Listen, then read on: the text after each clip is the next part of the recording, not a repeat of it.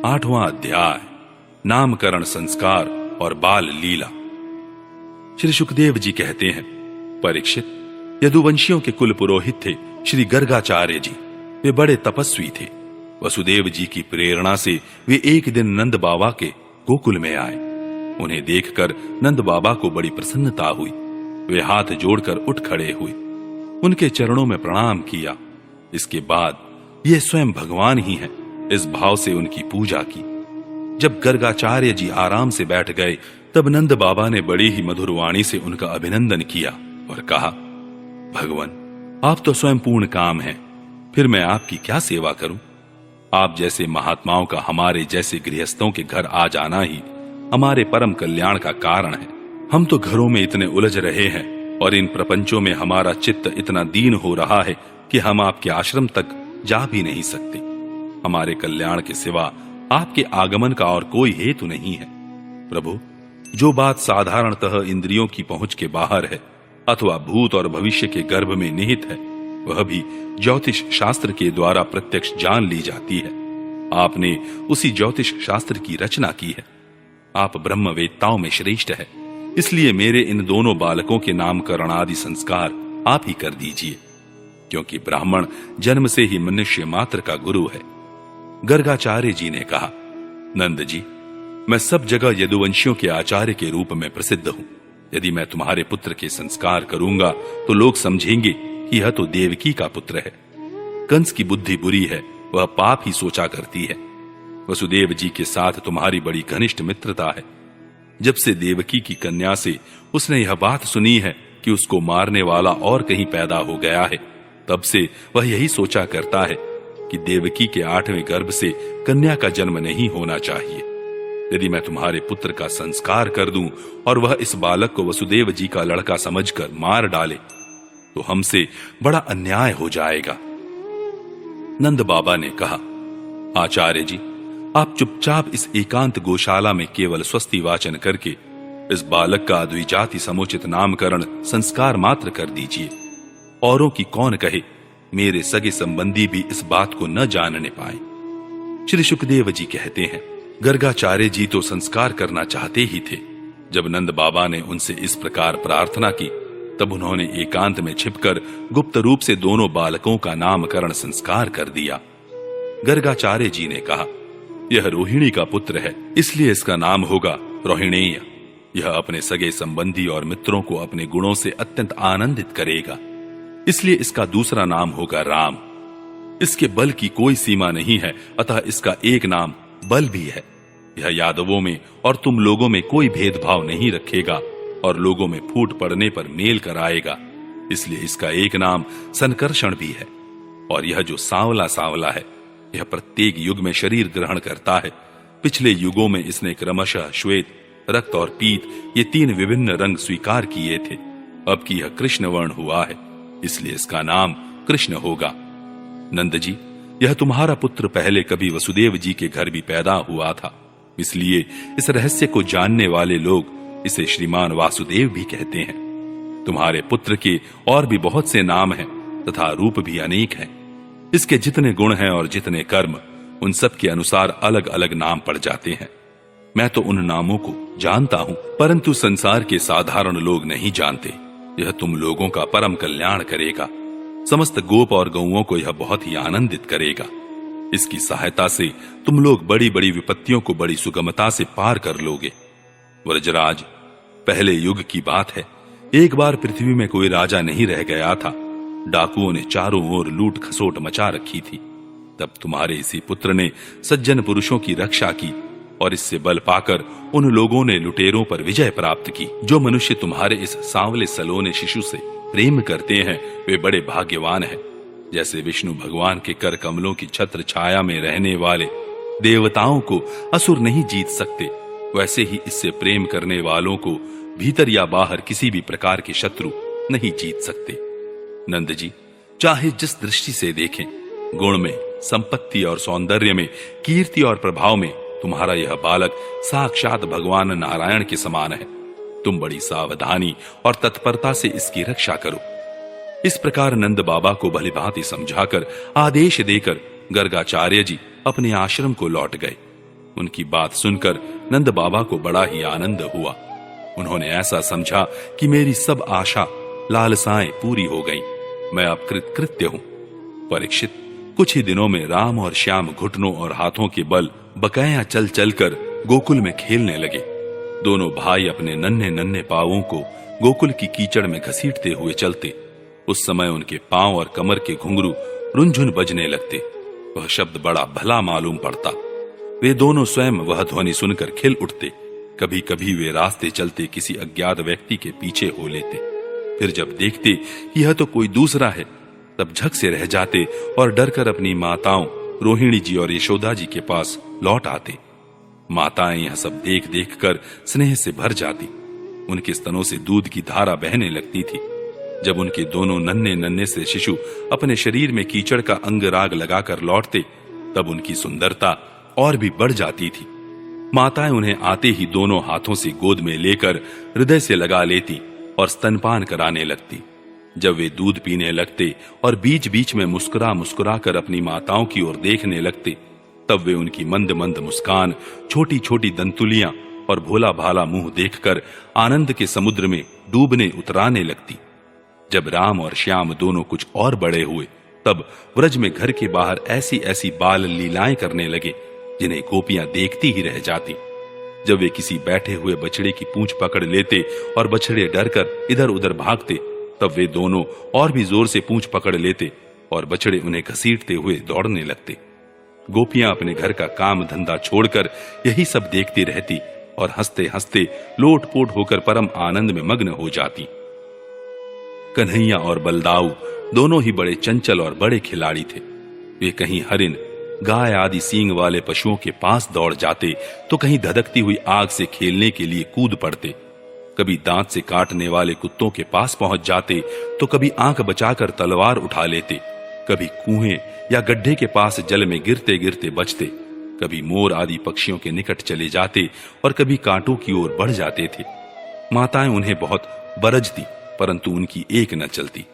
ऐसी स्थिति में वे घर का काम धंधा भी नहीं संभाल पाती। उनका चित्त बच्चों को भय की वस्तुओं से बचाने की चिंता से अत्यंत चंचल रहता था। राजर्षि, कुछ ही दिनों में यशोदा और रोहिणी के लाडले लाल घुटनों का सहारा लिए बिना अनायास ही खड़े होकर गोकुल में चलने फिरने लगे। ये व्रजवासियों के कन्हैया स्वयं भगवान है, परम सुंदर और परम मधुर।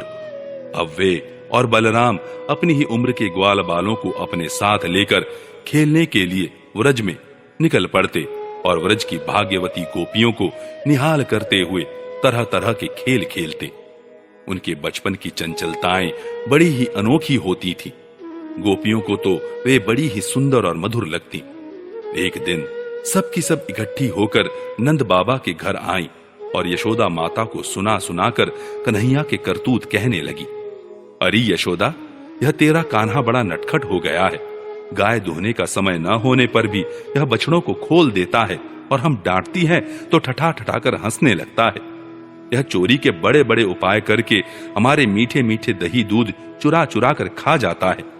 केवल अपने ही खाता तो भी एक बात थी, यह तो सारा दही दूध वानरों को बांट देता है और जब वे भी पेट भर जाने पर नहीं खा पाते, तब यह हमारे माटों को ही फोड़ डालता है। यदि घर में कोई वस्तु इसे नहीं मिलती तो यह घर और घर वालों पर बहुत खींचता है और हमारे बच्चों को रुलाकर भाग जाता है। जब हम दही दूध को छींकों पर रख देती हैं और इसके छोटे छोटे हाथ वहां तक नहीं पहुंच पाते, तब यह बड़े बड़े उपाय रचता है। कहीं दो चार पीढ़ों को एक के ऊपर एक रख देता है, कहीं उखल पर चढ़ जाता है तो कहीं उखल पर पीढ़ा रख देता है। जब इतने पर भी काम नहीं चलता, तब यह नीचे से ही उन बर्तनों में छेद कर देता है। इसे इस बात की पक्की पहचान रहती है कि किस छीके पर किस बर्तन में क्या रखा है और ऐसे ढंग से छेद करना जानता है कि किसी को पता तक न चले। जब हम अपनी वस्तुओं को बहुत अंधेरे में छिपा देती हैं, तब नंदरानी, तुमने जो इसे बहुत से मणिमय आभूषण पहना रखे हैं, उनके प्रकाश से अपने आप ही सब कुछ देख लेता है। इसके शरीर में भी ऐसी ज्योति है कि जिससे इसे सब कुछ दिख जाता है। यह इतना चालाक है कि कब कौन कहां रहता है इसका पता रखता है, और जब हम सब घर के काम धंधों में उलझी रहती हैं, तब यह अपना काम बना लेता है। ऐसा करके भी ढिठाई की बातें करता है। उल्टे हमें ही चोर बनाता और अपने घर का मालिक बन जाता है। इतना ही नहीं, यह हमारे लिपे पुते स्वच्छ घरों में मूत्र आदि भी कर देता है। तनिक देखो तो इसकी ओर, वहां तो चोरी के अनेकों उपाय करके काम बनाता है और यहाँ मालूम हो रहा है मानो पत्थर की मूर्ति खड़ी हो। वह रे भोले भाले साधु। इस प्रकार गोपियां कहती जाती और श्री कृष्ण के भीतचकित नेत्रों से युक्त मुखमंडल को देखती जाती। उनकी यह दशा देखकर नंद रानी यशोदा जी उनके मन का भाव ताड़ लेती और उनके हृदय में स्नेह और आनंद की बाढ़ आ जाती। वे इस प्रकार हंसने लगती कि अपने लाडले कन्हैया को इस बात का उलाहना भी न दे पाती, डांटने की बात तक नहीं सोच पाती। एक दिन बलराम आदि ग्वाल बाल श्री कृष्ण के साथ खेल रहे थे। उन लोगों ने मां यशोदा के पास आकर कहा, मां, कन्हैया ने मिट्टी खाई है। हितैषिणी यशोदा ने श्री कृष्ण का हाथ पकड़ लिया। उस समय श्री कृष्ण की आंखें डर के मारे नाच रही थीं। यशोदा मैया ने डांट कर कहा, क्यों रे नटखट, तू बहुत ढीठ हो गया है। तूने अकेले में छिपकर मिट्टी क्यों खाई? देख तो तेरे दल के तेरे सखा क्या कह रहे हैं। तेरे बड़े भैया बलदाऊ भी तो उन्हीं की ओर से गवाही दे रहे हैं। भगवान श्री कृष्ण ने कहा, मां, मैंने मिट्टी नहीं खाई। ये सब झूठ बक रहे हैं। यदि तुम इन्हीं की बात सच मानती हो तो मेरा मुंह तुम्हारे सामने ही है, तुम अपनी आंखों से देख लो। यशोदा जी ने कहा, अच्छी बात, यदि ऐसा है तो मुंह खोल। माता के ऐसा कहने पर भगवान श्री कृष्ण ने अपना मुंह खोल दिया। परीक्षित, भगवान श्री कृष्ण का ऐश्वर्य अनंत है। वे केवल लीला के लिए ही मनुष्य के बालक बने हुए हैं। यशोदा जी ने देखा कि उनके मुंह में चर अचर संपूर्ण जगत विद्यमान है। आकाश, दिशाएं, पहाड़, द्वीप और समुद्रों के सहित सारी पृथ्वी, बहने वाली वायु, वैद्युत, अग्नि, चंद्रमा और तारों के साथ संपूर्ण ज्योतिर्मंडल, जल, तेज, पवन, वियत, वैकारिक अहंकार के कार्य देवता, मन, इंद्रिय, पंचतन मात्राएं और तीनों गुण श्री कृष्ण के मुख में दीख पड़े। परीक्षित, जीव, काल, स्वभाव, कर्म, उनकी वासना और शरीर आदि के द्वारा विभिन्न रूपों में दिखने वाला यह सारा विचित्र संसार, संपूर्ण व्रज और अपने आप को भी यशोदा जी ने श्री कृष्ण के नन्हे से खुले हुए मुख में देखा। वे बड़ी शंका में पड़ गईं। वे सोचने लगी, यह कोई स्वप्न है या भगवान की माया? कहीं मेरी बुद्धि में ही तो कोई भ्रम नहीं हो गया है? संभव है मेरे इस बालक में ही कोई जन्मजात योग सिद्धि हो, जो चित्त, मन, कर्म और वाणी के द्वारा ठीक ठीक तथा सुगमता से अनुमान के विषय नहीं होते। यह सारा विश्व जिनके आश्रित हैं, जो इसके प्रेरक हैं और जिनकी सत्ता से ही इसकी प्रतीति होती है, जिनका स्वरूप सर्वथा अचिंत्य है, उन प्रभु को मैं प्रणाम करती हूँ। यह मैं हूँ और ये मेरे पति तथा यह मेरा लड़का है। साथ ही मैं व्रजराज की समस्त संपत्तियों की स्वामिनी धर्मपत्नी हूँ। ये गोपियां, गोप और गोधन मेरे अधीन हैं, जिनकी माया से मुझे इस प्रकार की कुमति घेरे हुए हैं। वे भगवान ही मेरे एकमात्र आश्रय हैं। मैं उन्हीं की शरण में हूँ। जब इस प्रकार यशोदा माता श्री कृष्ण का तत्व समझ गईं, तब सर्वशक्तिमान सर्वव्यापक प्रभु ने अपनी पुत्र स्नेहमयी वैष्णवी योग माया का उनके हृदय में संचार कर दिया। यशोदा जी को तुरंत वह घटना भूल गई। उन्होंने अपने दुलारे लाल को गोद में उठा लिया। जैसे पहले उनके हृदय में प्रेम का समुद्र उमड़ता रहता था, वैसे ही फिर उमड़ने लगा। सारे वेद, उपनिषद, सांख्य, योग और भक्तजन जिनके महात्म्य का गीत गाते गाते अघाते नहीं, उन्हीं भगवान को यशोदा जी अपना पुत्र मानती थी।